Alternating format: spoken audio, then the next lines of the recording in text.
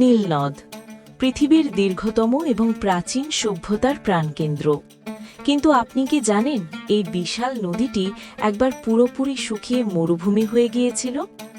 আজ আমরা জানব ইসলামের ইতিহাসের সেই শিহরণ জাগানো অলৌকিক ঘটনা, যেখানে একটি মাত্র চিঠি বদলে দিয়েছিল মিশরের ভাগ্য। মিশর বিজয়ের পর যখন হজরত ওমর ইবনুল আস রাদিয়াল্লাহু সেখানকার গভর্নর হলেন, তখন হঠাৎ নীলনদ শুকিয়ে যেতে শুরু করে। মিশরের মানুষ আতঙ্কিত হয়ে পড়ে, কারণ নীলনদ ছিল তাদের বেঁচে থাকার একমাত্র অবলম্বন। স্থানীয় মানুষ গভর্নরের কাছে গিয়ে বলল, হে আমির, এই নদী প্রতি বছর একটি সুন্দরী কুমারী মেয়েকে উৎসর্গ করা ছাড়া পানি প্রবাহিত হয় না। হজরত ওমর ইবনুল আস রাদিয়াল্লাহু স্পষ্টভাবে জানিয়ে দিলেন, ইসলাম এই কুসংস্কার সমর্থন করে না। গভর্নর পুরো ঘটনা লিখে খলিফা হজরত ওমর রাদিয়াল্লাহুর কাছে একটি চিঠি পাঠালেন।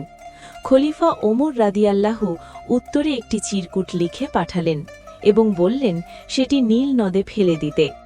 চিঠিতে লেখা ছিল, হে নীল নদ, তুমি যদি নিজের ইচ্ছায় চলো তবে আমরা তোমাকে চাই না, আর যদি আল্লাহর আদেশে প্রবাহিত হও তবে সেই মহান আল্লাহর কাছে প্রার্থনা করছি তিনি যেন তোমাকে প্রবাহিত করেন।